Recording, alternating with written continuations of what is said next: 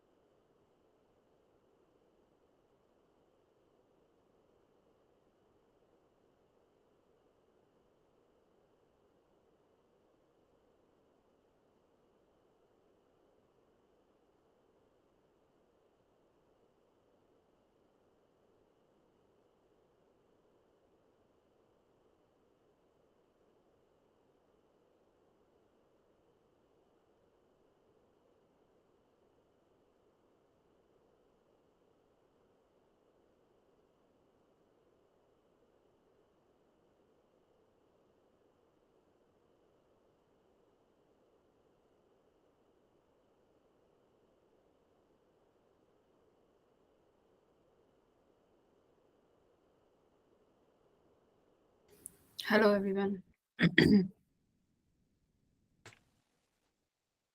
Good evening, ma'am. Ma'am good evening. Good evening.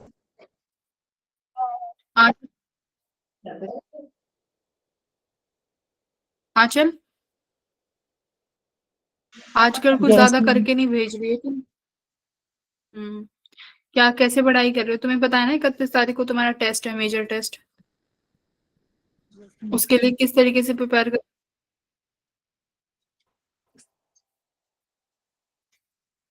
हाँ, हम लगते हैं लेक्चर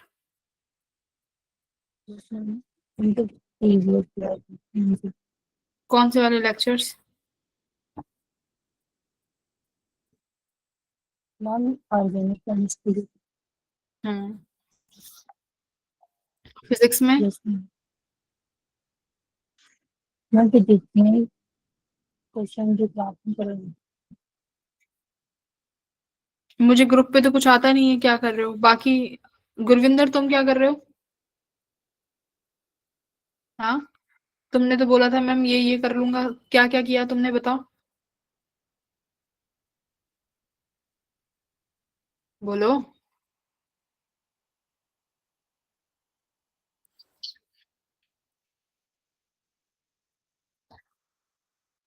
बोलो बेटा।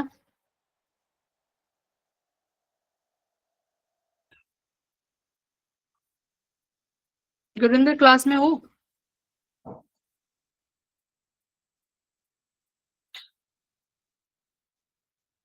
आकाश, तुम बताओ क्या कर रहे हो आज? नहीं आपको आया? भेज दिया मैम।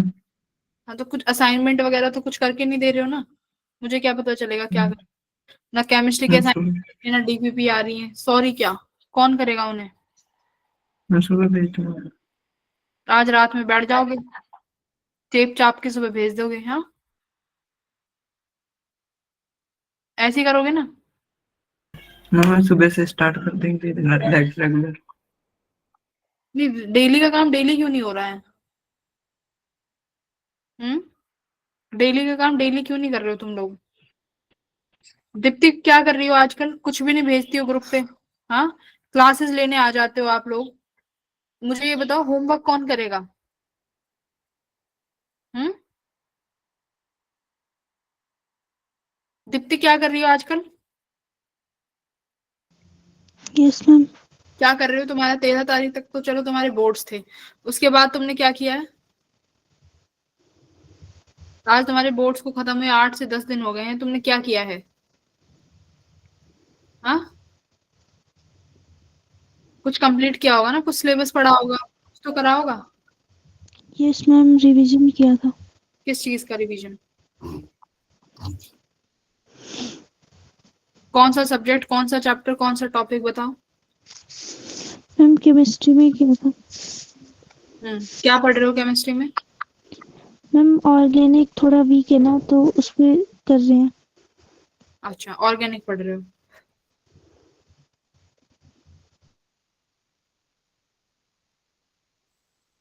ऑर्गेनिक का भी जो पढ़ रहे हो वो तो कभी ग्रुप पे आता नहीं है, जो मैम तुम्हें डीपीपी देती है या फिर जो भी तुम्हें ऑर्गेनिक का काम मिल रहा है, वो भी करके कहाँ भेज रहे हो?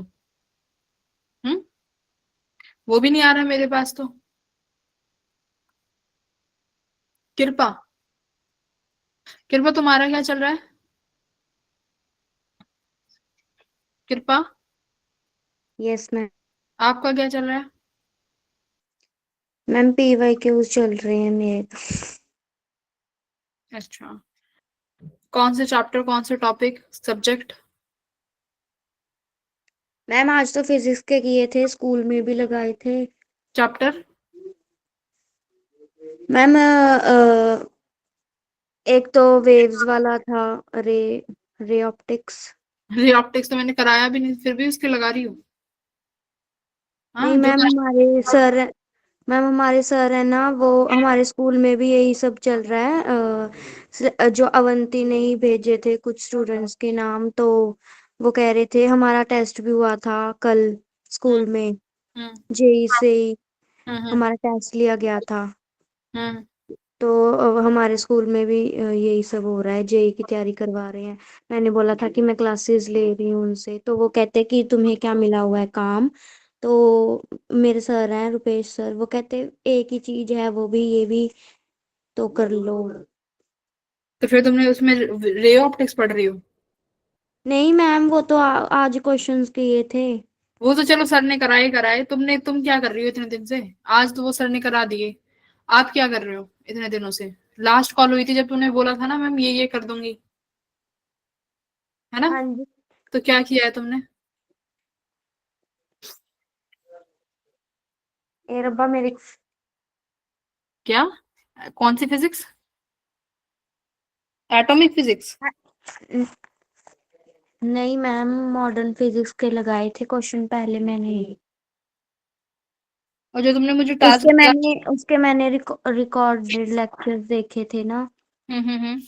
अच्छा, देख लिया तुमने रिकॉर्डिंग लेक्चर? हम्म मतलब तुम्हारी बातों से ही पता चल रहा है तुम में से कोई कुछ नहीं कर रहा। संध्या, तुम क्या कर रही हो?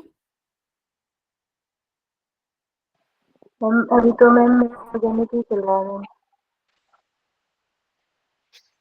तुम्हें पता है जनवरी में एग्जाम है तुम्हारा सब लोगों को, है? तुम्हें कुछ करना है लाइफ मैम। में, तुम लोगों को? सबके लिए बोल रही हूँ मैं, जितने भी यहाँ पे 20 बच्चे हैं, 20-21, सबके लिए बोल रही हूँ। तुम्हें जेई करना भी है कि बस ऐसी क्लासेस ले लेते हो बोर्ड्स के लिए, बोर्ड्स में कुछ कर देंगे? हाँ, करना है मैम।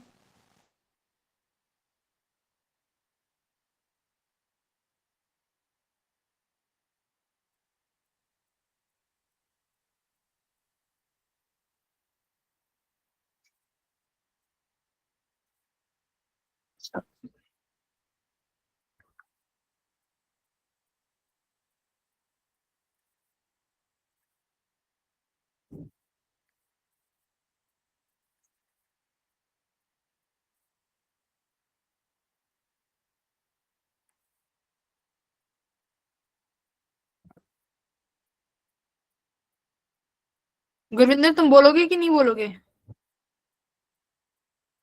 हाँ, ये क्लास में ही नहीं है ये।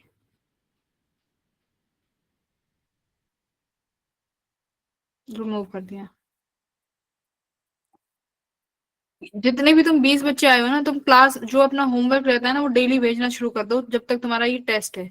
10 दिन बचे हुए हैं, इन 10 दिन में तुम्हें रिवीजन करनी है, ठीक है? ग्रेड 12th का सिलेबस रिवाइज करना है। अगर केमिस्ट्री में ऑर्गेनिक के कुछ चैप्टर्स में दिक्कत है तो फिलहाल के लिए उन चैप्टर्स को रहने दो, बट जो आते हैं उनकी रिवीजन तो कर लो, कि उन 2 चैप्टर्स को ही पढ़ते रहोगे? हैं, बात समझ रहे हो? तो अभी जिसका जो भी चैप्टर छूटा हुआ है फटाफट से उसे कवर अप करके रिवीजन पे फोकस करो। समझ आ गई? और जब Yes, रिवीजन ma'am. करोगे तो अपने अपने ग्रुप में भेजो कि हम मैम ये पढ़ रहे हैं, ये हमारा 10 दिन का ये शेड्यूल रहने वाला है, मैं 10 दिन ऐसे पढ़ूंगी या ऐसे पढ़ूंगा सबको। तो यहाँ जितने भी बच्चे मौजूद हैं, दीप्ति, संध्या, प्रतीक, अंशिका, आकाश, कृपा, कृपा खासकर तुम्हारा कुछ नहीं पता रहता क्या कर रही हो। आंचल, आजकल तुम्हारा भी नहीं पता क्या कर रही हो। समझ आया? आंचल, Yes, ma'am. हाँ, सबको अपने अपने ग्रुप में ये भेजना है, मैम 10 दिन का नेक्स्ट मेरा स्टडी प्लान ये है। Every one child. Harsh Madhav समझ आ रही है? Yes ma'am. हाँ, तो अपना 10 दिन का स्टडी प्लान भेजोगे कि मैम हम ये चैप्टर्स कर रहे हैं इन सब्जेक्ट के, और उनकी रिवीजन जब करोगे तो ग्रुप में आना चाहिए कि ये हम पढ़ रहे हैं। समझ में आ गई? 10 दिन जी जान लगा दो अपने टेस्ट के लिए। रिवाइज करो, रिवाइज। हर सब्जेक्ट को 4-4 दिन दे दो। जो सब्जेक्ट आता है उसको 2 दिन दे दो, 3-3 दिन दे दो। समझ में आ गया? 3 दिन में रिवीजन हो Yes, ma'am. जाती है। काफी बार पढ़ा हुआ होता है तो रिवीजन आराम से हो जाएगी। समझ में आ रही है? बैठे हुए हो? Yes Yes, ma'am.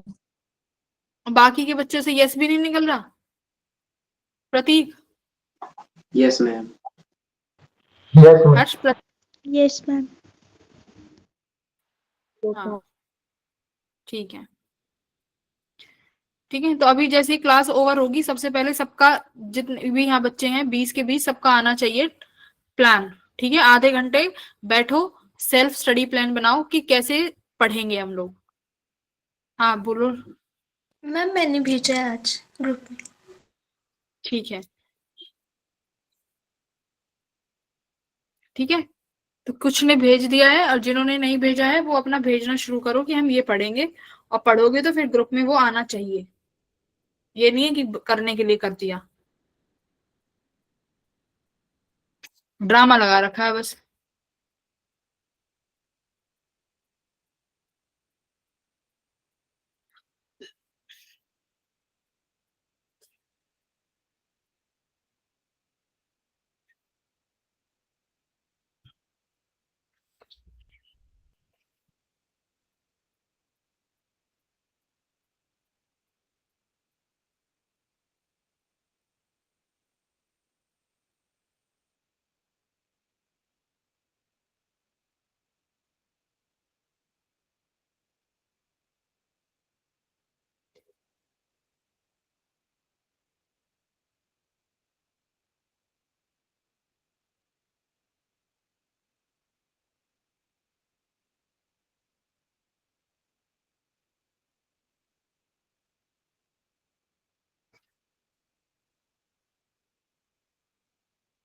कौन एक्स्ट्रा आया है?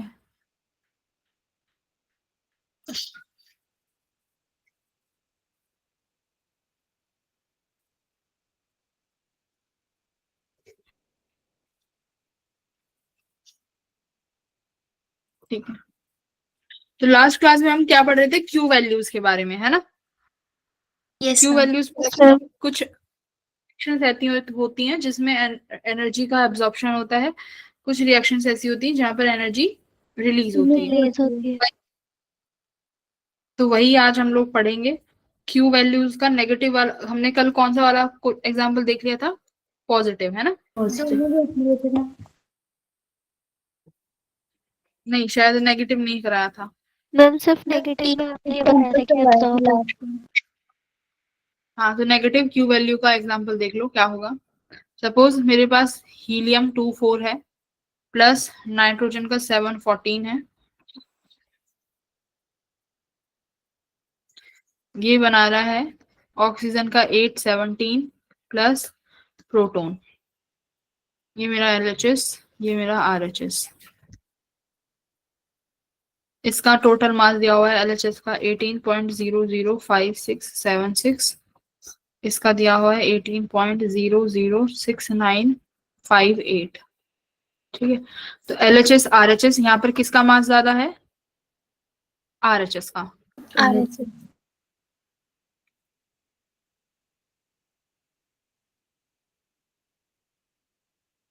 तो मास का बढ़ना, इसका मतलब मास कहाँ होगा? जब एनर्जी कुछ एब्जॉर्ब करी होगी। तो अब सबसे पहले मुझे यहाँ पर डेल टाइम निकाल के बताओ कि डेल टाइम कितना आ रहा है।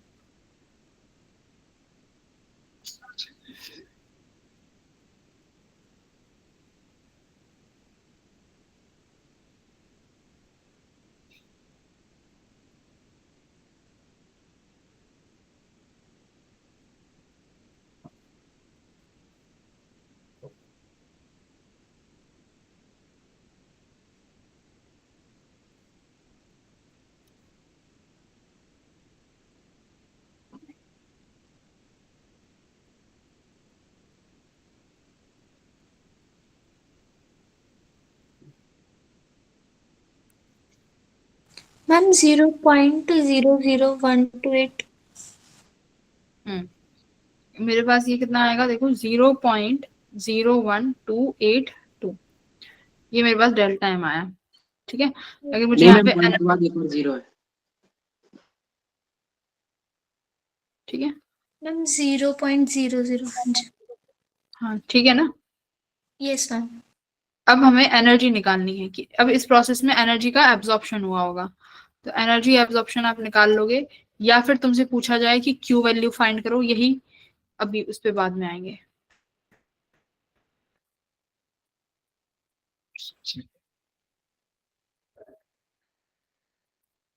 कितना लिखोगे? ये मेरा बनेगा 0.0182 मल्टीप्लाई 931.5 मेगा इलेक्ट्रॉन वोल्ट। तो ये कितना आया? 1.194 मेगा वोल्ट। ठीक है, तो अब मुझे इस इक्वेशन को बैलेंस करने के लिए RHS में Q को माइनस करना पड़ेगा। ठीक है, माइनस करना पड़ेगा, तो ये होती है नेगेटिव Q वैल्यू। पर अब देखो, ये रिएक्शन तभी टेक प्लेस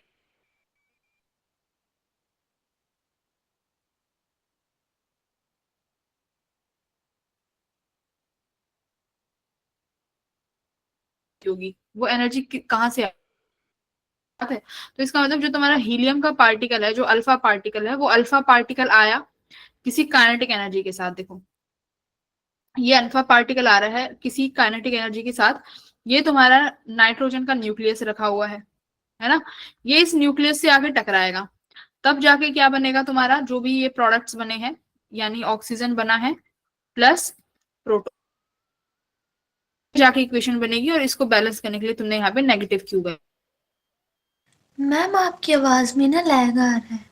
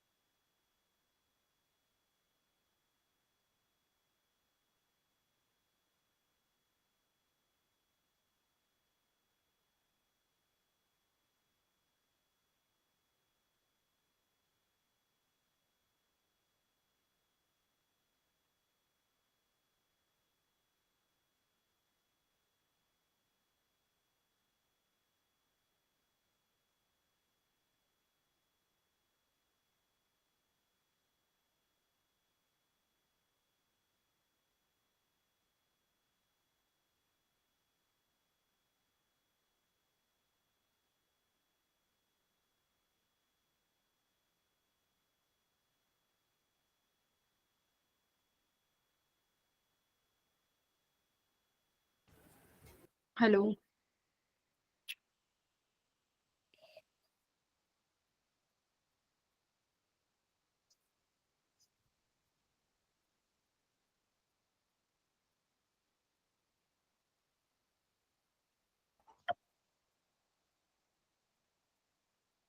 ये एनोनिमस नाम से कौन है ये तुम लोगों में से कोई है ना यहाँ पे मौजूद जो ये लिख रहा है? हाँ, तुम में से ही कौन है वो? जशन? मैम तरनवीर नाम से ज्वाइन किया था, उसने लेफ्ट कर दिया। किसके नाम से? तरनवीर। वो तो चला गया ना। हाँ जी मैम, फिर वही लिख रहा था। तरणवीर तो पर बहुत देर का जा चुका है।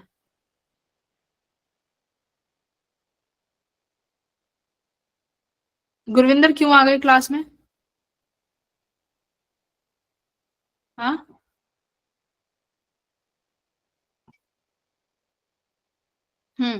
तो मेरा सवाल तुमसे ये है कि ये इतना अब उसका माइक नहीं चल रहा, मैसेज है उसका भी। अच्छा, मेरे सवाल ये था तुमसे कि हीलियम का जो पार्टिकल है उसी के पास एनर्जी होगी ना, जिस एनर्जी को एब्जॉर्ब किया होगा, और वही आरएचएस में मास की तरफ दिख रही है। तो इस इक्वेशन को बैलेंस करने के लिए मैंने यहाँ पर क्या लगाया? माइनस क्यू, है ना। इस इक्वेशन को बैलेंस करने के लिए माइनस क्यू लगाया।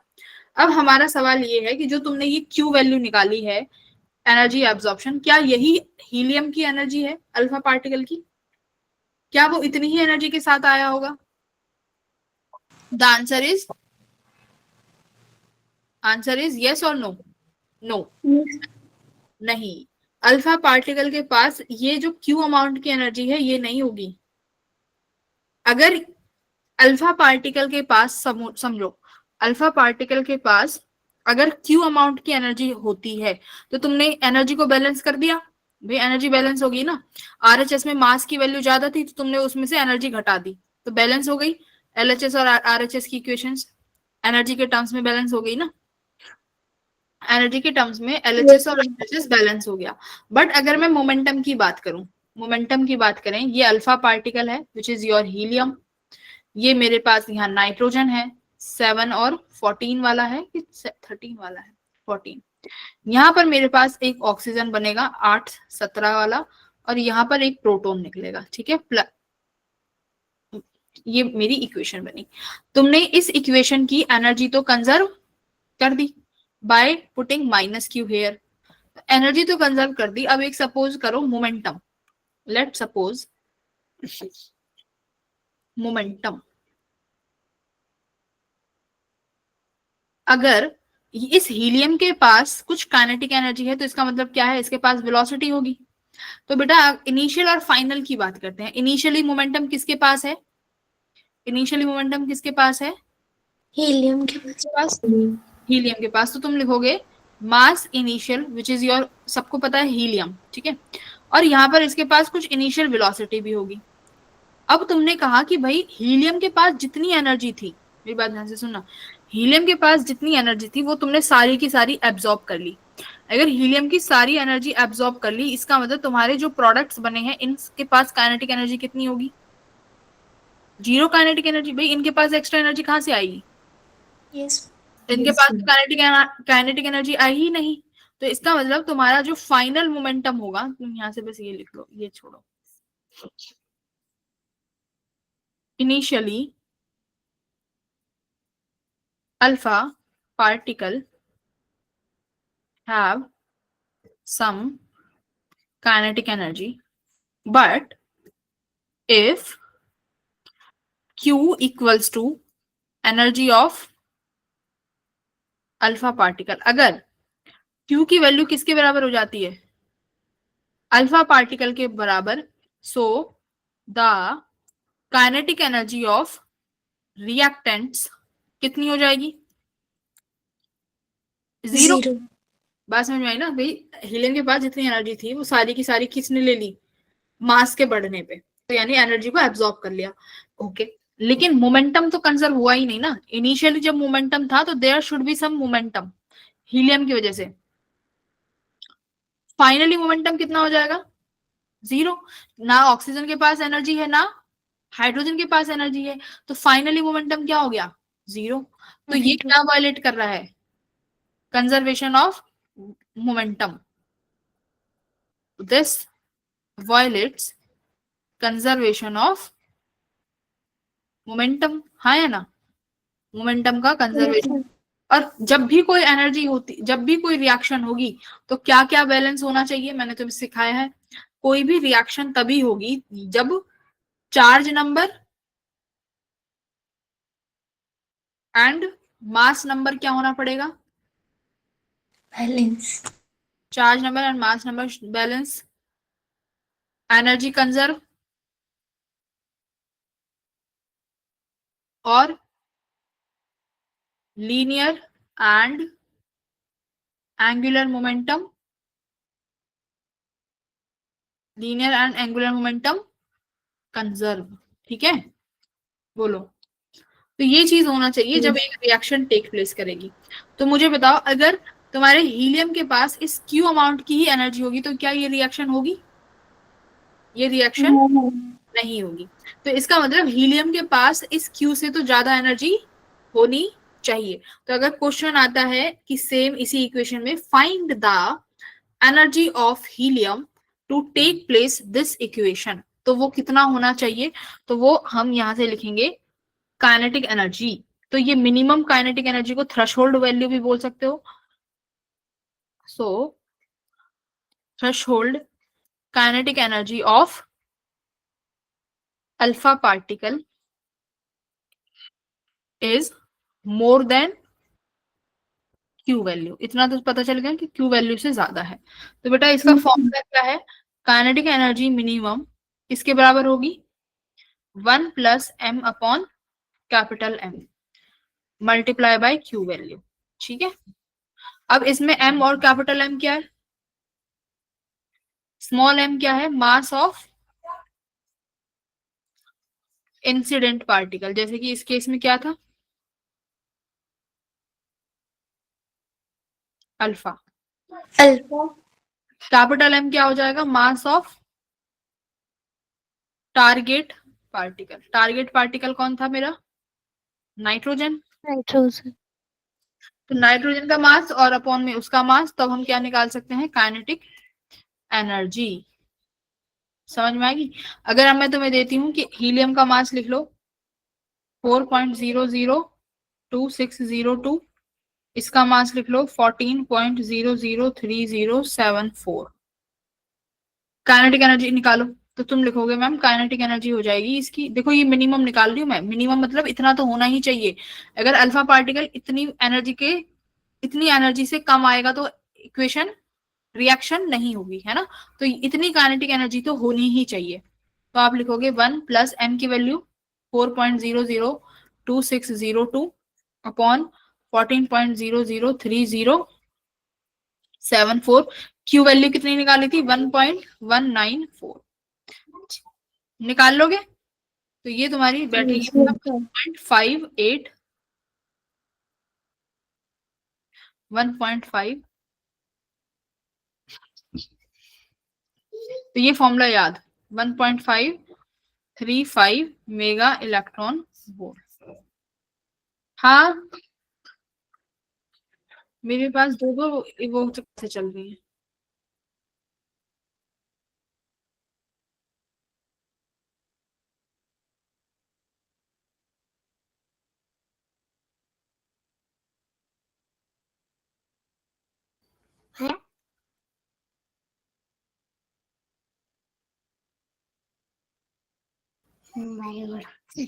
आप यहाँ बैठे हो, ये पीछे कॉल आ रही थे, पता है।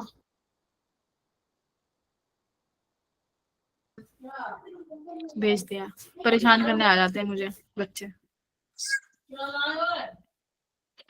आके तुम लोगों को हाय करते हैं, पर मैं म्यूट कर देती हूँ। मैं बोलती हूँ हाँ, करवा दिया करवा। ये रोज आ जाएंगे फिर तुमसे मिलने, पता नहीं है तुम्हें, बहुत शैतान बच्चे हैं ये। तुमसे भी ज्यादा शैतान है ये। ठीक है, तो ये हमारी काइनेटिक एनर्जी कितनी हो जाएगी? 1.535 मेगा इलेक्ट्रॉन वोल्ट। तो ये थ्रेशोल्ड एनर्जी होगी। क्लियर? Yes ma'am. अब न्यूक्लियर की स्टेबिलिटी की बात कर लेते हैं।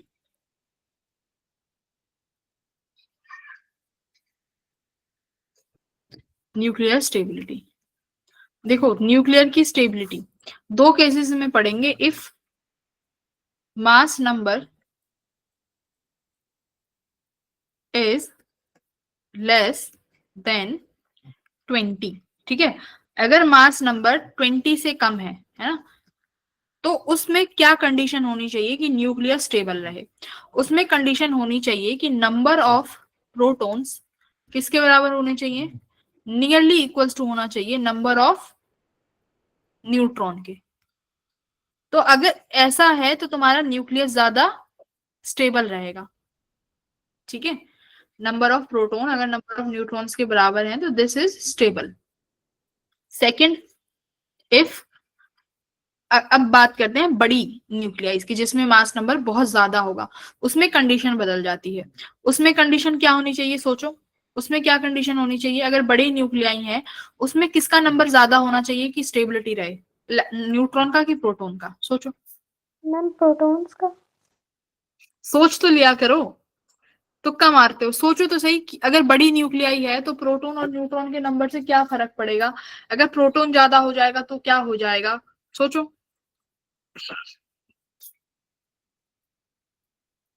सोचो तो। मास बढ़ जाएगा मैम। तो फिर क्या हो जाएगा? प्रोटॉन न्यूट्रॉन का मास सिमिलर सा ही है ना, न्यूट्रॉन का थोड़ा ज्यादा है बट स्टिल सिमिलर है। स्टेबिलिटी किस चीज पे डिपेंड कर रही है? स्टेबिलिटी, अगर मास नंबर ज्यादा हो गया, ठीक है, मास नंबर ज्यादा है मतलब नंबर ऑफ न्यूक्लियॉन्स तुम्हारे प्रोटॉन और न्यूट्रॉन ज्यादा है, ये तुम्हारा न्यूक्लियस है भाई। यहाँ पर प्रोटॉन हो जाएंगे, दूर दूर जा रहे हैं प्रोटॉन। अब प्रोटॉन प्रोटॉन आपस में कैसा फोर्स लगाएंगे? Repulsive force. प्रोटॉन प्रोटॉन के बीच का फोर्स तो दूर तक लगेगा क्योंकि इलेक्ट्रोस्टैटिक फोर्स यानी कोलम्बिक फोर्स तो लॉन्ग रेंज फोर्सेज है। अगर वहां न्यूक्लियर फोर्स नहीं लग रहा होगा बट कोलम्बिक लगेगा, और कोलम्बिक क्या करेगा? इन प्रोटॉन प्रोटॉन को देखो दूर फेंकना चाहेगा, तो ये कोलम्बिक फोर्स इस न्यूक्लियर को अनस्टेबल कर रहे हैं। और अगर मेरे पास न्यूट्रॉन न्यूट्रॉन होंगे, न्यूट्रॉन न्यूट्रॉन में कोलम्बिक रिपल्शन तो हो ही नहीं सकती, तो कौन सा फोर्स लगेगा? सिर्फ कौन सा लगेगा? न्यूक्लियर वाला। और न्यूक्लियर फोर्स क्या होता है बेटा? न्यूक्लियर फोर्स, सुनो, nuclear force is charge independent, है ना, चार्ज इंडिपेंडेंट है, यानी चार्ज पे डिपेंड नहीं करेगा। प्रोटॉन प्रोटॉन में भी अट्रैक्शन होगी, न्यूट्रॉन न्यूट्रॉन में भी अट्रैक्शन होगी, यानी न्यूक्लियर फोर्सेस कैसे फोर्सेस हैं? Highly attractive force. तो ये अगर न्यूट्रॉन न्यूट्रॉन होंगे तो ये आपस में एक दूसरे को अट्रैक्ट करेंगे। यहाँ कोई न्यूट्रॉन होगा तो ये एक दूसरे को देखो अट्रैक्ट कर रहे होंगे, इधर कोई न्यूट्रॉन होगा तो ये भी एक दूसरे को अट्रैक्ट कर रहे होंगे। तो न्यूट्रॉन तो जोड़ने का काम कर रहा है ना, तुम्हारे न्यूक्लियस को, और प्रोटॉन उसको ही धज्जियां उड़ाने पे लगा हुआ है क्योंकि वो तो दूर जाना चाह रहा है ना। तो अगर नंबर ऑफ प्रोटॉन्स ज्यादा हो जाएंगे तो कोलम्बिक रिपल्शन इंक्रीज हो जाएगी, और कोलम्बिक रिपल्शन इंक्रीज हो जाएगी तो क्या होगा? स्टेबिलिटी खराब हो जाएगी, इंक्रीज हो जाएगी, है ना। तो क्या लिखोगे? फॉर हैवी न्यूक्लियाई, सेकंड में यहाँ पे लिखेंगे हम फॉर हैवी न्यूक्लियाई,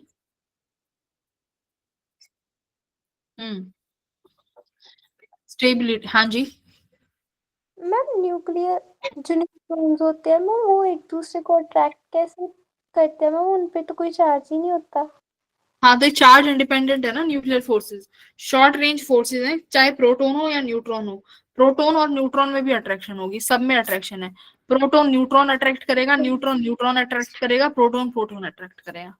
तो न्यूक्लियस के अंदर ये सब एक दूसरे को अट्रैक्ट कर रहे होंगे, सब, ठीक है, कोई रिपेल नहीं करेगा। बट प्रोटॉन प्रोटॉन रिपेल क्यों करेंगे? ड्यू टू कोलम्बिक रिपल्शन, ये याद रखना, ठीक है।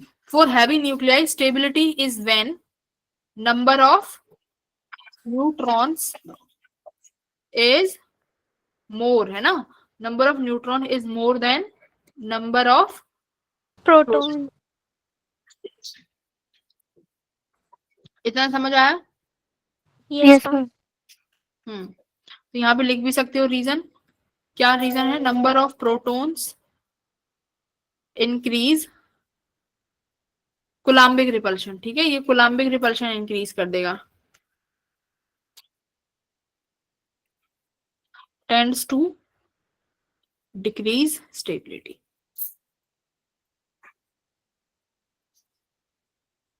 अब देखो क्या होगा, मान लो जब तुम्हारा मास नंबर किसके बराबर पहुंच गया, 83। अगर मास नंबर 83 हो गया तो अब चाहे तुम कितने न्यूट्रॉन्स बढ़ा लो, न्यूक्लियर की स्टेबिलिटी क्या हो जाएगी, खत्म हो जाएगी। तो क्या लिखोगे, when Z equals to 83 repulsive force between protons can not be compensated by neutrons. बात समझ में आ गई? तो अगर मास नंबर एक बार 83 से ऊपर पहुंच गया तो अब चाहे तुम कितने भी न्यूट्रॉन्स बढ़ा लो, अब तुम्हारा न्यूक्लियस कैसा है, अब तुम्हारा न्यूक्लियस अनस्टेबल है। कैसा है? अनस्टेबल। ठीक है, तो स्मॉलर न्यूक्लियाई की कंडीशन है प्रोटॉन न्यूट्रॉन बराबर, हैवी न्यूक्लियाई की कंडीशन है न्यूट्रॉन ज्यादा होने चाहिए। अगर 83 से ज्यादा हो गया तो अब कोलम्बिक रिपल्शन इतनी ज्यादा हो जाएगी कि न्यूट्रॉन्स का अट्रैक्शन फोर्स उन्हें बचा नहीं पाएगा, मतलब न्यूक्लियर अब अनस्टेबल हो चुका है, अब न्यूक्लियर अनस्टेबल है। ठीक है, तो इसका ग्राफ बनता है एक, देखो क्या ग्राफ है, यहां पर बनाओ प्रोटॉन्स का नंबर, यहां पर लिखो न्यूक्लियॉन्स का नंबर। ठीक है, न्यूक्लियॉन्स है या न्यूट्रॉन्स होना चाहिए, न्यूक्लियॉन तो नहीं होना चाहिए, न्यूट्रॉन्स होगा। ठीक है, दिस इज न्यूट्रॉन, ये नंबर है न्यूट्रॉन्स का, यहाँ पर न्यूट्रॉन्स का नंबर है। मान लो 10, 20, 30, 40, 50, 60, 70, 80 तक कर लेते हैं। सिमिलरली यहाँ पे 10, 20, 30, 40, 50, 60, 70, 80।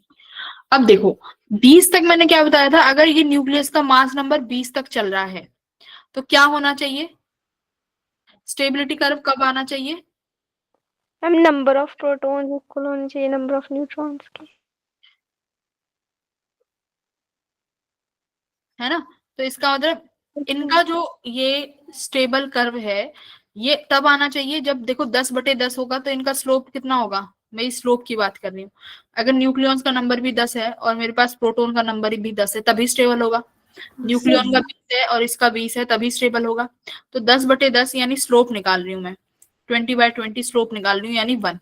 ठीक है, तो ये इनका स्लोप है, तो यानी जो न्यूक्लियॉन्स इस लाइन पे आ रहे होंगे वो कैसे होंगे, 20 तक वो न्यूक्लियस स्टेबल है जो इस स्ट्रेट लाइन पे आ रहे हैं। ठीक है, अब मान लो जैसे ही मैं इस लाइन को आगे बढ़ाती हूँ, मान लो मैंने ये लाइन आगे बढ़ाई 30, 30, 40, 40। ठीक है, इस तरीके से। अब मैं तुमसे कहती हूँ अब हैवी न्यूक्लियाई में बताओ कौन से इलेक्ट्रॉन स्टेबल होंगे, जो इस लाइन पे आएंगे, सॉरी कौन सी न्यूक्लियाई स्टेबल होगी, जो इस लाइन पे आएगी या फिर जो यहाँ न्यूक्लियाइज होंगे। मैम जो सेंटर में लाइन पे। अब देखो ये जो न्यूक्लियाई मैंने यहाँ बनाई है इधर की तरफ, ये वो न्यूक्लियाई है जिनमें नंबर ऑफ न्यूट्रॉन ज्यादा है, क्योंकि न्यूट्रॉन की तरफ आ रही है ना ये, तो ये वो न्यूक्लियाई है जो न्यूट्रॉन की तरफ है। तो यानी जो न्यूक्लियस इस लाइन से इधर की तरफ चले गए, अब इनका स्टेबिलिटी लाइन यहाँ बन जाएगी। ठीक है, ये अब स्टेबल लाइन है, यानी इस स्ट्रेट लाइन से न्यूट्रॉन की तरफ झुकान होना चाहिए। अब मान लो अगर कुछ ऐसे हैं जो यहाँ आ रहे हैं, कुछ मेरे न्यूक्लियाइज हैं जो इस लाइन के कौन सा राइट की तरफ आ रहे हैं, तो इस लाइन के जो राइट की तरफ आए ये क्या हो जाएंगे फिर, अनस्टेबल। स्टेबल है ना, ये अनस्टेबल हो जाएंगे क्योंकि यहाँ प्रोटॉन ज्यादा है ना, ये इसका मतलब ये प्रोटॉन की तरफ ज्यादा है, तो यानी इस लाइन के इधर की तरफ number of protons are more, तो ये कैसी न्यूक्लियाई होंगी, अनस्टेबल। ठीक है, और अगर इस ग्राफ के इधर की तरफ यानी न्यूक्लियॉन्स की तरफ झुकाव आ रहा है, मतलब न्यूट्रॉन्स की तरफ, तो न्यूट्रॉन्स की तरफ आ रहा है तो ये कैसी हो जाएंगी, स्टेबल। टेबल। ठीक है, तो ये कैसी न्यूक्लियाई है, स्टेबल न्यूक्लियाई। इतना क्लियर हुआ, बस इतना छोटी सी चीज याद रखनी है। उसके बाद रुकोगे।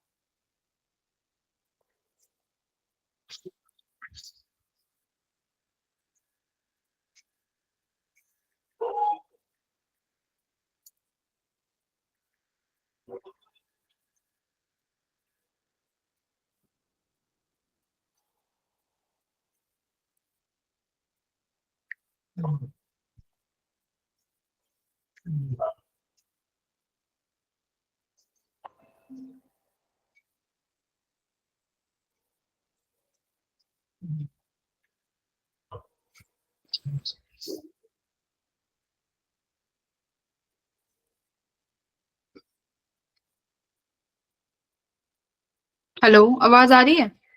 Yes ma'am. Yes ma'am. ठीक है। तुम में से कोई नेहा के कांटेक्ट में है क्या? एक स्टूडेंट आती है नेहा। Yes ma'am. कौन? आंचल तुम हो क्या, या सौम्या? मैम मैम मैं नाम बताऊं, मैं भी पढ़ नहीं पा रही नाम। सौम्या। मैम। यस हाँ, मैम। सौम्या तुम्हारी स्कूलमेट है क्या, क्लासमेट है क्या? नो मैम, वहाँ बूट कैंप में मिलते बात होती है कभी कभी। अच्छा अच्छा। उसका मीडियम हिंदी मीडियम है ना, तो उसको कभी कभी दिक्कत हो जाती है बेचारी।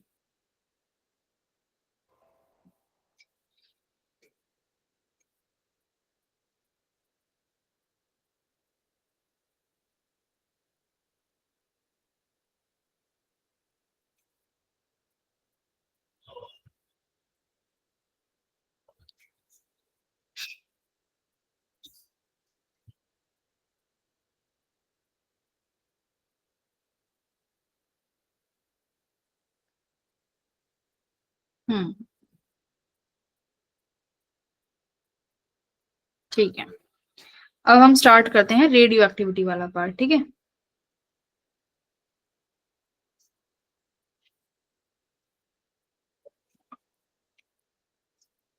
यही लास्ट टॉपिक है इस चैप्टर का, रेडियो एक्टिविटी।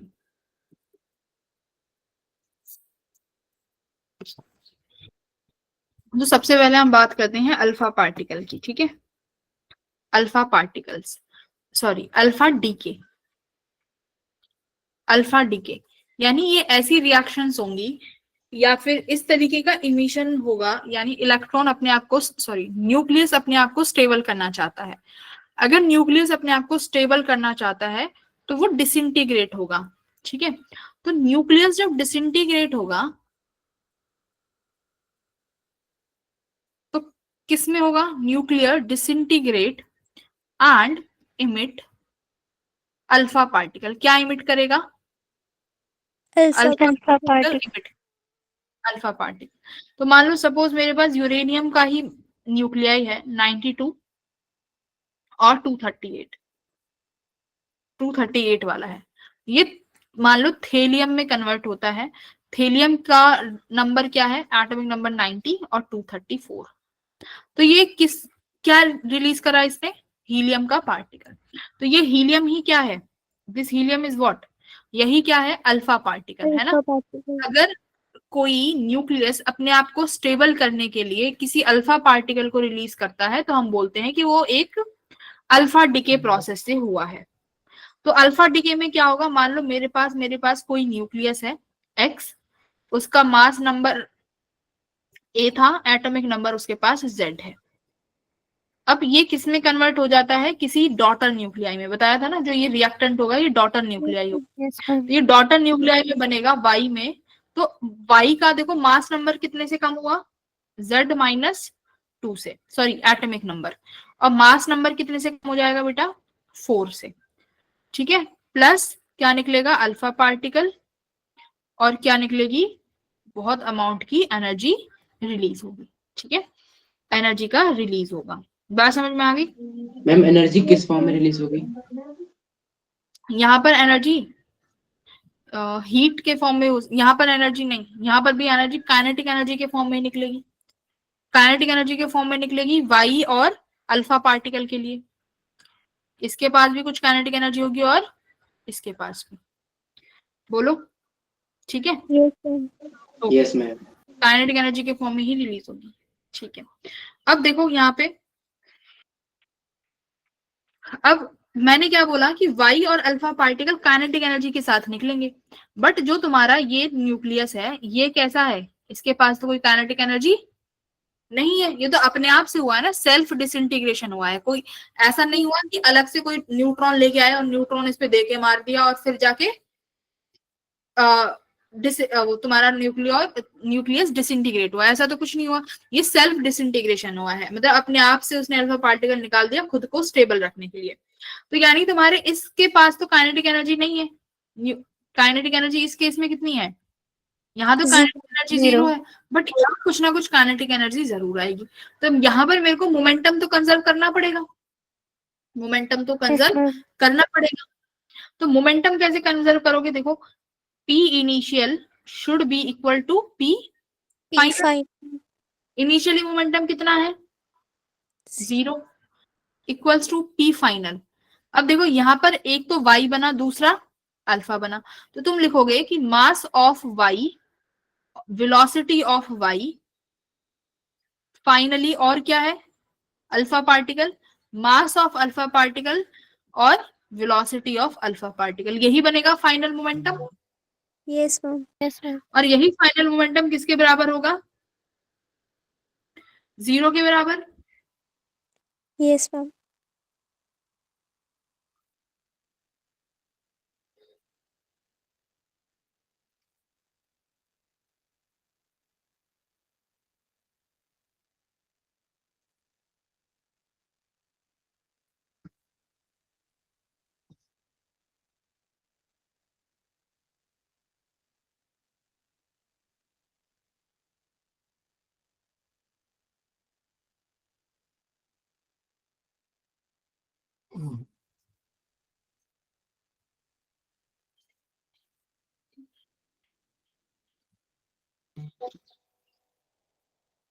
हाँ तो हम कहाँ थे, मोमेंटम पे।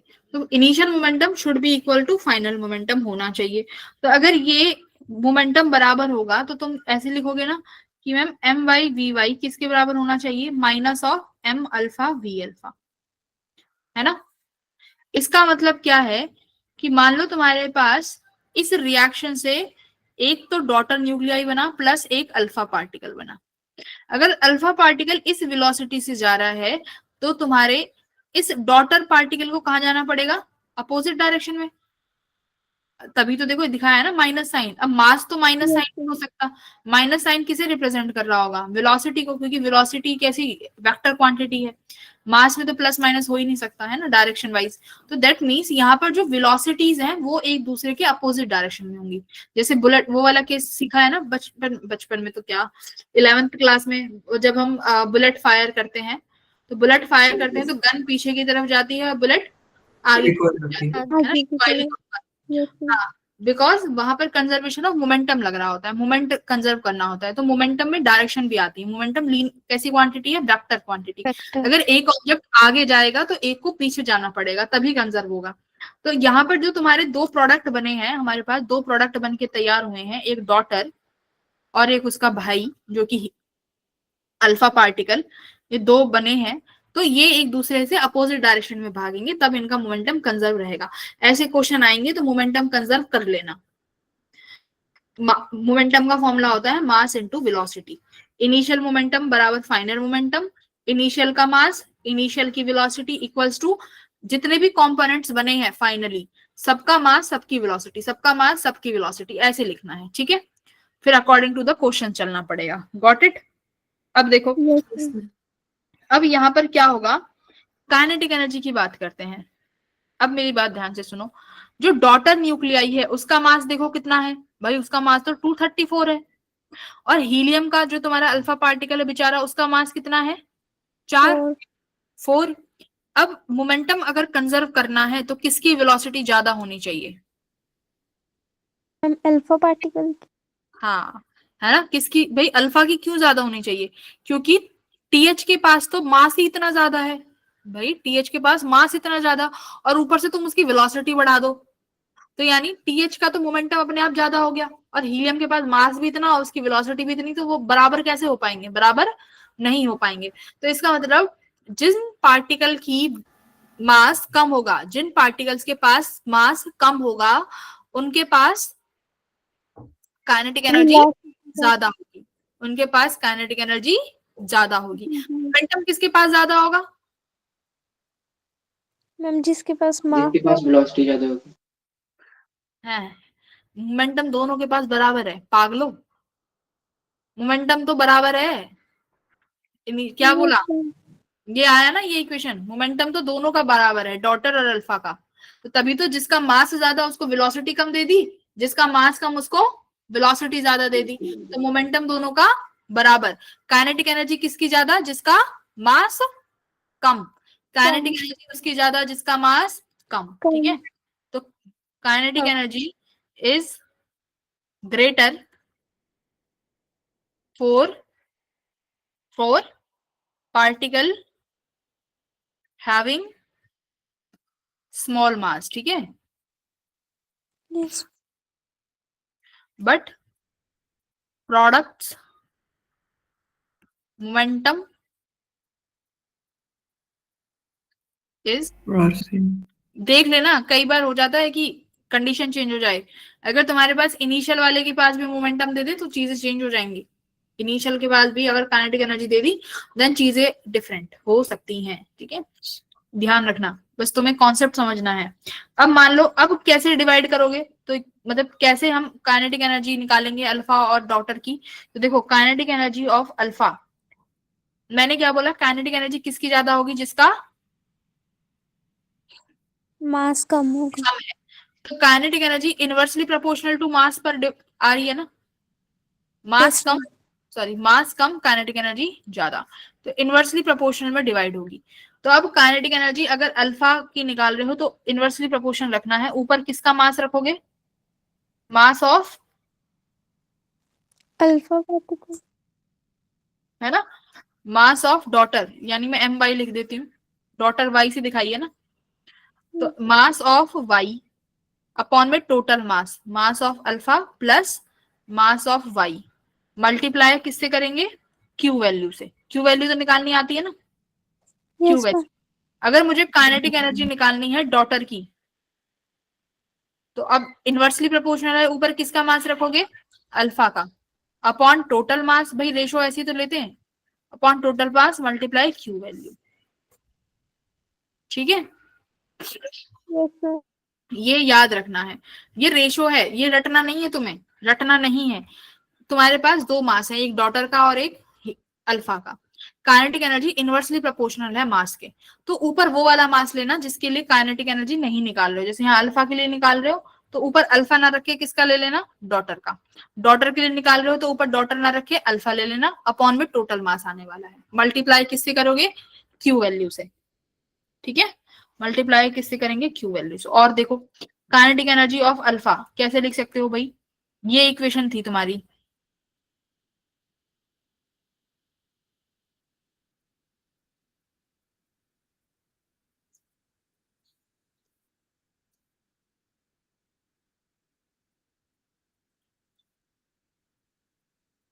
ठीक है, अब देखो मैं एम वाई को क्या लिख सकती हूँ?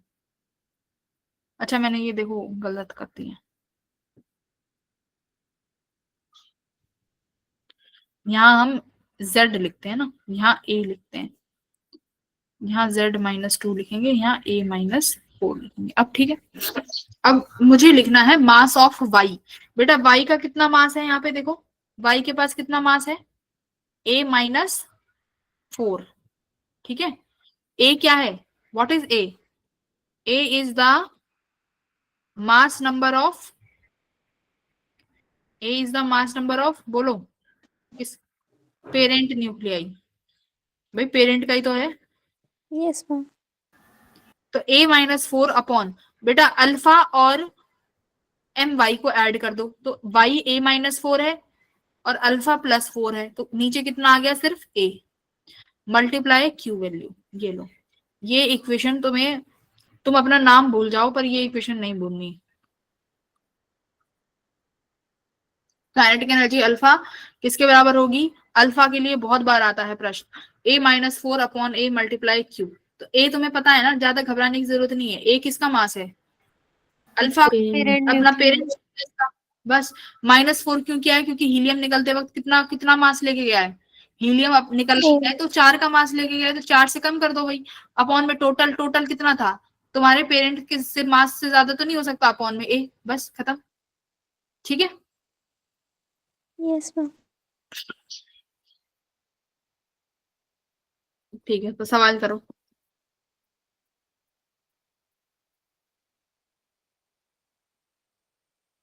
क्वेश्चन,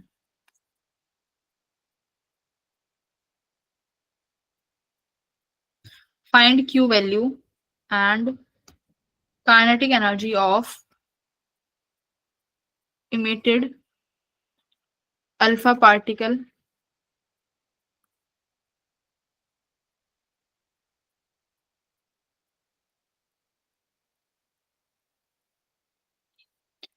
find, मैंने क्या पूछा है? Kinetic energy of emitted alpha, मुझे पता नहीं, पेन बदलने में बहुत मजा आता है। Find Q value and kinetic energy of emitted alpha particle in alpha decay, ये इक्वेशन है।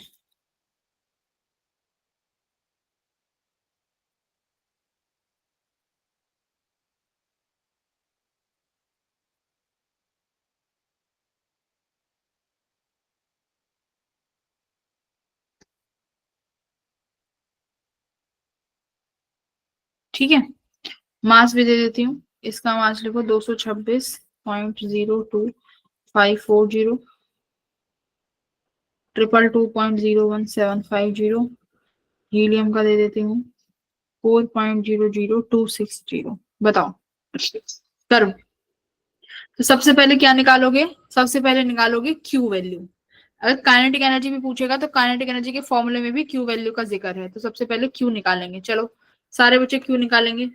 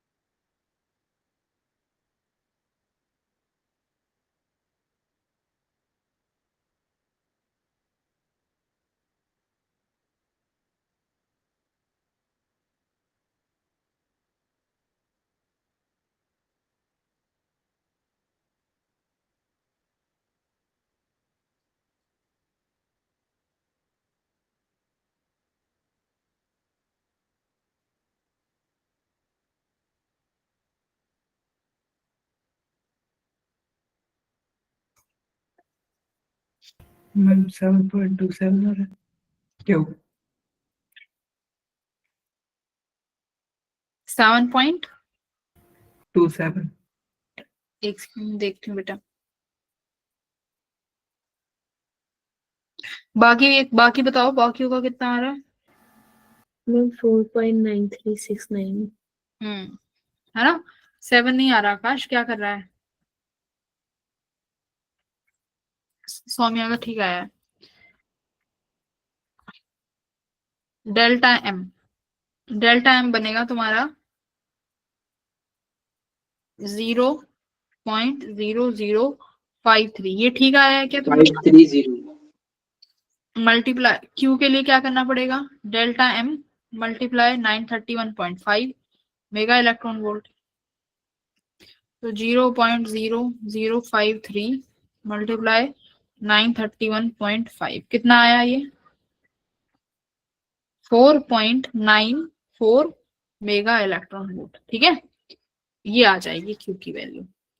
क्यू की वैल्यू आ गई। मुझसे पूछिए काइनेटिक एनर्जी ऑफ अल्फा। तो देखो मेरे पास A-4 वाला फॉर्मूला है तो मैं वो लगाऊंगी।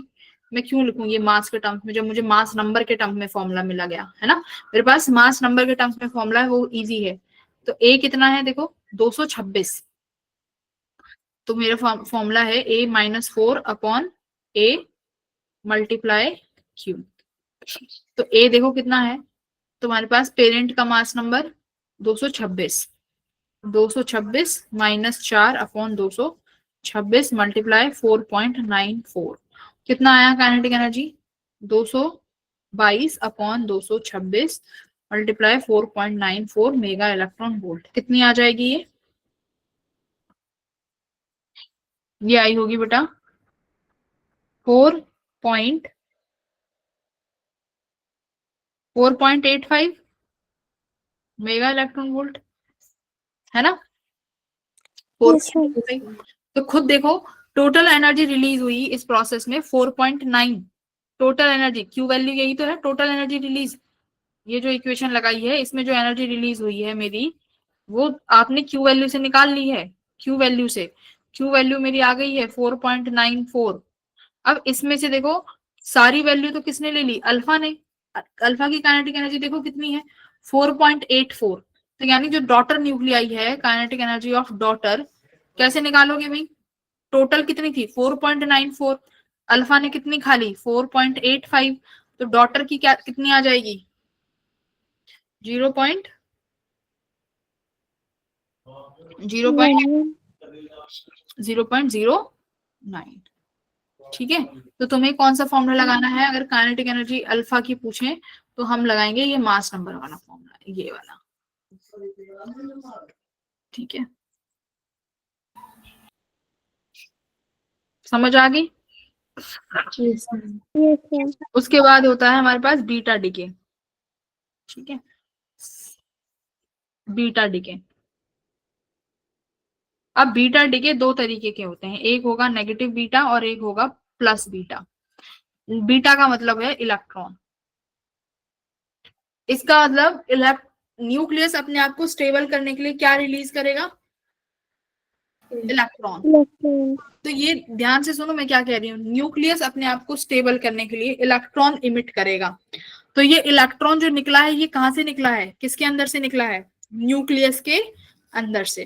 तो ये ऑर्बिटल इलेक्ट्रॉन नहीं है। कई बार बच्चे गलती कर देते हैं कि ऑर्बिटल इलेक्ट्रॉन है, बट ये कहाँ से निकला हुआ इलेक्ट्रॉन होगा? न्यूक्लियस के अंदर से निकलने वाला। ठीक है, तो बीटा डिके क्या है? नेगेटिव बीटा डिके की बात करते हैं। नेगेटिव बीटा डिके क्या होगा? Nucleus stable itself by emitting electron.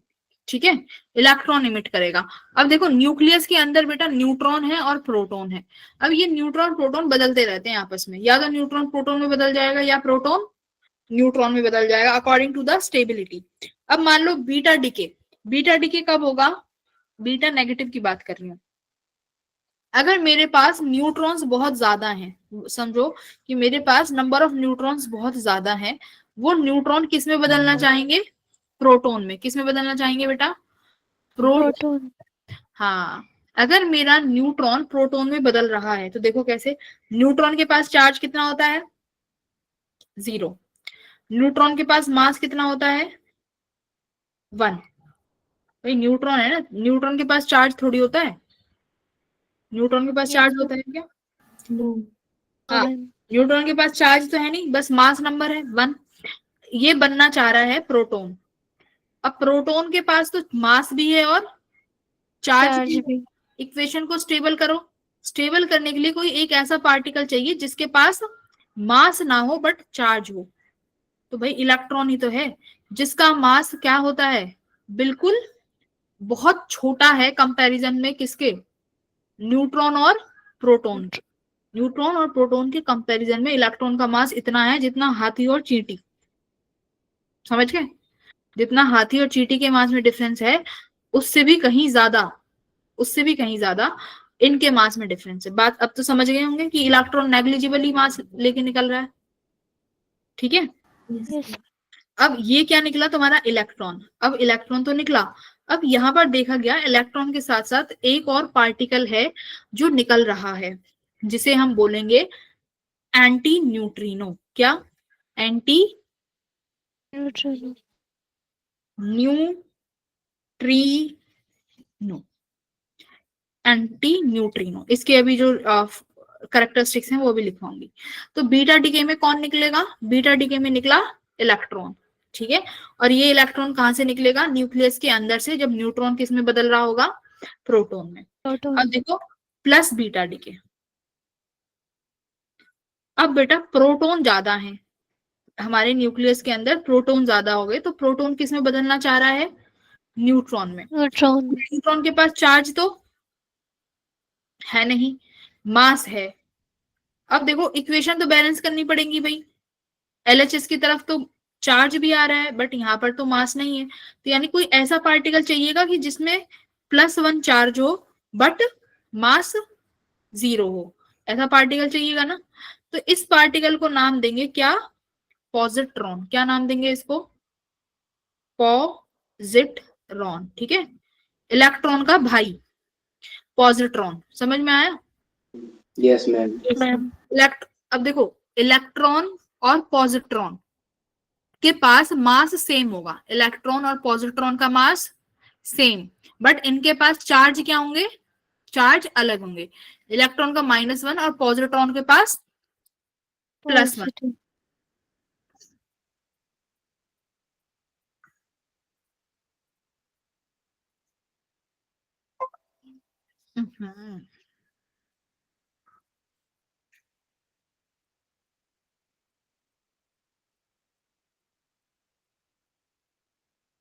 ठीक है? तो इसका स्पिन नंबर भी किसके बराबर होगा? पॉजिट्रॉन का इलेक्ट्रॉन के बराबर। बात समझ में आ गई? स्पिन नंबर भी इलेक्ट्रॉन के बराबर होगा विच इज 1/2। ओके? मैम सिर्फ चार्ज का डिफरेंस होता है? चार्ज का डिफरेंस होगा, दैट्स इट। तो इसीलिए देखो हर एक पार्टिकल का ना एंटी पार्टिकल है यूनिवर्स में। हर पार्टिकल का एक एंटी है। जैसे जैसे इलेक्ट्रॉन का भाई प्रोटॉन नहीं है, क्या है? पॉजिट्रॉन। ठीक है? उसका एंटी पार्टिकल। अब जैसे तुमने यहाँ एंटी न्यूट्रिनो लिखा है तो यहाँ पर भी क्या निकलेगा? यहाँ पर निकलेगा एंटी न्यूट्रिनो को उल्टा पार्टिकल। क्या? न्यूट्रिनो। क्या निकला? न्यूट्रिनो। अब देखो तुम्हें क्या करना है। तुम्हारे पास दो चीजें हैं, एक तो इलेक्ट्रॉन और एक पॉजिट्रॉन। अब इलेक्ट्रॉन का एंटी पार्टिकल कौन था? पॉजिट्रॉन। अब एक चीज याद रखना, दो एंटी एक साथ नहीं निकल सकते। दो एंटी पार्टिकल एक साथ नहीं निकल सकते। अगर ये पॉजिट्रॉन खुद एंटी है तो इसके साथ एंटी न्यूट्रिनो नहीं निकल सकता। बात समझ में आ रही है? पॉजिट्रॉन खुद एंटी है, उसके साथ एंटी न्यूट्रिनो नहीं निकलेगा, उसके साथ सिर्फ कौन निकलेगा? न्यूट्रिनो। बार का फर्क है बस, सिर्फ बार का फर्क है। इलेक्ट्रॉन खुद रियल पार्टिकल है तो इलेक्ट्रॉन के साथ क्या निकल सकता है? Anti particle. तो इलेक्ट्रॉन के साथ एंटी निकलेगा, पॉजिट्रॉन के पास नॉट एंटी। ये याद रहेगा। कैसे याद रखना है, रिएक्शन याद करने के लिए बता रही हूँ। चार्ज तो बैलेंस कर ही लोगे कि प्रोटॉन न्यूट्रॉन निकल रहा है तो चार्ज क्या लिखना है, -1 +1, रटने की जरूरत तो नहीं है, वो तो बैलेंस कर लोगे। बट ये पता हो, ये याद रखने की जरूरत है कि एंटी निकालें कि न्यूट्रिनो निकालें। तो ये कैसे याद रखोगे, इलेक्ट्रॉन यानी +1 समझ जाओगे तुम, +1 मतलब पॉजिट्रॉन, पॉजिट्रॉन के साथ एंटी नहीं निकालेंगे, सिर्फ क्या निकालेंगे, न्यूट्रिनो। ठीक है। तो Yes. बीटा डीके कब निकलता है, when there is a conversion of neutron and proton inside the nucleus, तो ये चीजें होती हैं। फिर एक होता है के कैप्चर, बीटा डीके में ही आता है के कैप्चर। यहाँ क्या होगा कि ये मेरा न्यूक्लियस है और ये मेरी के शेल है। सबसे पहली शेल कौन सी होती है, सबसे पहली ऑर्बिट के शेल होती है ना, फिर एम जी। होती है, होगा, फिर एम होती है। तो ये यहाँ के कैप्चर में क्या होगा, इस के कैप्चर के में तुम्हारे पास के शेल में इलेक्ट्रॉन्स तो होंगे कि नहीं होंगे, के शेल में इलेक्ट्रॉन्स तो होते ही है। तुम्हारा Yes, ma'am. न्यूक्लियस क्या करेगा, के शेल से एक इलेक्ट्रॉन को ले लेगा। के शेल में तुम्हारा के कैप्चर में होगा क्या, के शेल के इलेक्ट्रॉन को कौन ले लेगा, न्यूक्लियस। मान लो ये न्यूक्लियस है, ये के शेल का इलेक्ट्रॉन है और इसको ये ले लेगा। तो कौन लेगा भाई, प्रोटॉन। प्रोटॉन क्या करेगा, एक इलेक्ट्रॉन को खा लेगा। प्रोटॉन इलेक्ट्रॉन को खा के किस में बदल जाएगा, न्यूट्रॉन में। किस में बदल जाएगा, न्यूट्रॉन में। तो ये किसकी इक्वेशन है, के कैप्चर की। तो के कैप्चर और बीटा डीके में कंफ्यूज मत होना। के कैप्चर में के शेल के इलेक्ट्रॉन को न्यूक्लियस खा जाएगा और वो कन्वर्ट किस में हो जाएगा, प्रोटॉन कन्वर्ट हो जाएगा न्यूट्रॉन में। ठीक है। तो के कैप्चर की यही एक डेफिनेशन है, प्रोटॉन कन्वर्ट इनटू न्यूट्रॉन। ठीक है।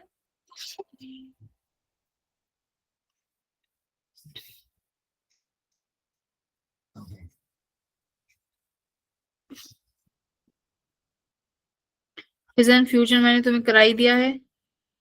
न्यूट्रिनो की तुम्हें डेफिनेट वो लिखवानी थी कि न्यूट्रिनो क्या होता है। देखो न्यूट्रिनो लिख लो, न्यूट्रिनो के कैरेक्टरिस्टिक्स क्या होंगे।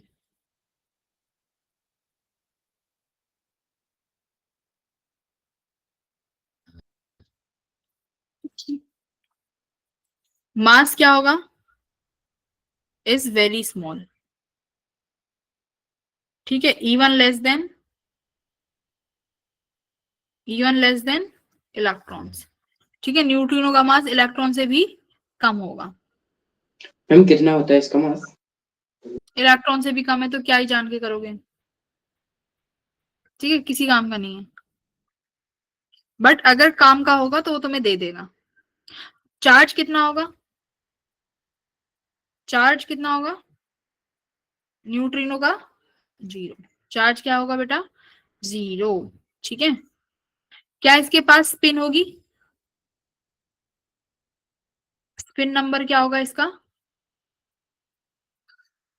कितना, 1/2। ठीक है। बोलो। Yes, ma'am.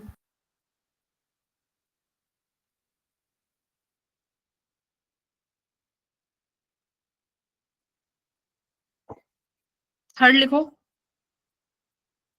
Neutrino can not interact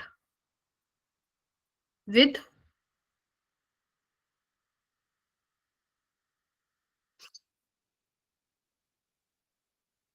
electromagnetic force. Charge ही नहीं है तो इलेक्ट्रोमैग्नेटिक फोर्स से इंटरेक्ट करेगा ही नहीं, ये तो तुम समझ ही सकते हो। न्यूट्रिनो के पास चार्ज नहीं है ना, चार्ज 0 है। तो इलेक्ट्रोमैग्नेटिक फोर्सेस के लिए तो, फील्ड के लिए तो मुझे क्या चाहिए, चार्ज पार्टिकल चाहिए होता है। तो न्यूट्रिनो किसके साथ इंटरेक्शन 0 शो करता है, इलेक्ट्रोमैग्नेटिक फोर्स के साथ 0 इंटरेक्शन शो करेगा। और 0 इंटरेक्शन किसके साथ रहेगा, 0 interaction with strong nuclear force. ठीक है। स्ट्रॉन्ग न्यूक्लियर फोर्स से भी कितनी इंटरेक्शन शो करेगा, 0। तो किसके साथ करेगा इंटरेक्शन, किसके साथ करेगा बताओ, weak interaction, very weak interaction shows with weak nuclear forces। Weak nuclear forces के साथ थोड़ी बहुत इंटरेक्शन कर देगा, एंड मास है तो और किसके साथ कर सकता है, ग्रेविटेशनल फोर्स के साथ। भाई मास है तो ग्रेविटेशनल फोर्स के साथ इंटरेक्शन कर ही सकता है। तो ये रटने की चीजें नहीं है, देखो ये तो बहुत चीजें हैं। न्यूट्रिनो के पास चार्ज नहीं है, जीरो चार्ज है, यानी इलेक्ट्रॉन की तरह नहीं है, चार्ज जीरो, मास बहुत छोटा है, स्पिन नंबर 1/2 है, इलेक्ट्रोमैग्नेटिक फोर्स से इंटरेक्ट नहीं करेगा क्योंकि चार्ज नहीं है, वीकली इंटरेक्ट करेगा ग्रेविटेशनल फोर्सेस के साथ। ठीक है,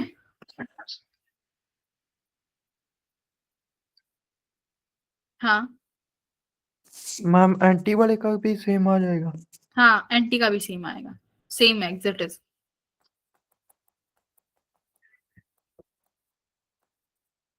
ठीक है,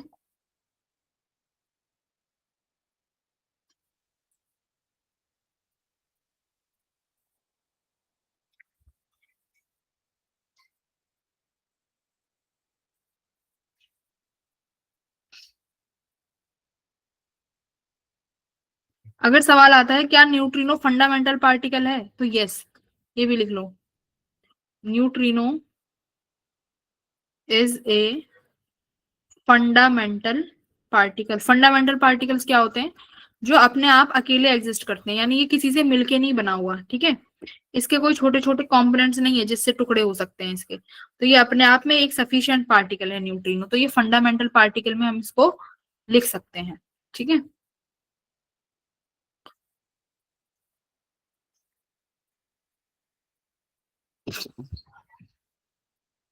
मैम इसके पास खुद का ऑर्बिट है? ये ऐसे नहीं है कि ऑर्बिट में घूम रहा होगा, ये रिएक्शंस के दौरान निकलते हैं। ठीक है, ये रिएक्शंस के दौरान निकलेंगे। बोलो, फिर एक लास्ट आता है गामा डिके। गामा डिके पता होगा क्या होता है?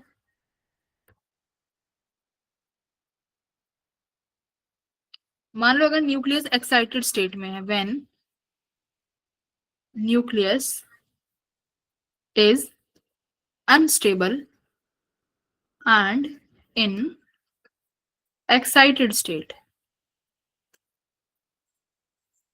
अनस्टेबल है और एक्साइटेड स्टेट में है, तो क्या करेगा, to transit in lower energy state, lower energy state में आएगा तो क्या करेगा, इमिट एनर्जी। तो यही जो एनर्जी इमिट होगी इसी को क्या बोलेंगे, गामा। क्या बोलेंगे इसको, गामा रेज। जो पढ़ते आते थे एक्सरे गामा रे, ये वही एक्सरे गामा रे है। तो गामा रे की प्रॉपर्टीज तो पता ही होंगी, गामा रे की प्रॉपर्टीज।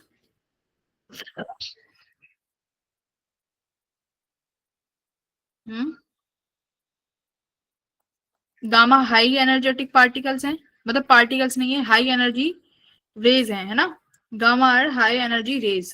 तो गामा की एक बार वो देख के आना प्रॉपर्टीज क्या है, बाकी अगर नेक्स्ट क्लास होगी तो मैं तुम्हें थ्योरी में समझा दूंगी, ये भी तो एक क्लास और बच रही है ना, तो थ्योरी में मैं तुम्हें ये कवर करा दूंगी, ये तुम्हारे मॉड्यूल्स में से रीड करानी है बस, इनकी प्रॉपर्टीज जो समझाने का काम था वो हो गया, बस अब तुम्हारा थोड़ा सा थ्योरी वाला पोर्शन बचा हुआ है, जैसे न्यूक्लियर फोर्सेस की प्रॉपर्टीज, न्यूक्लियर फोर्सेस की प्रॉपर्टीज क्या होती हैं, gamma ray, X ray, beta रे, इनमें क्या क्या डिफरेंस होते हैं, इनकी प्रॉपर्टीज क्या होती हैं, वो तुम्हारे शायद बोर्ड वाले टीचर्स भी करा देंगे, बट फिर भी मैं एक बार रीड करा दूंगी। ठीक है बेटा, आज की क्लास में किसी को कोई डाउट है तो पूछ लो।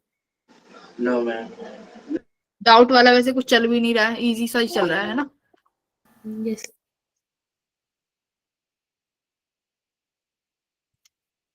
तो भाई पढ़ना शुरू कर दो, बता रही हूँ मैं, बिना पढ़ाई के जेई नहीं निकलेगा। कभी सोच रहे हो कि जय माता दी करके टिक लगाएंगे, ऐसे तो नहीं बैठे हो।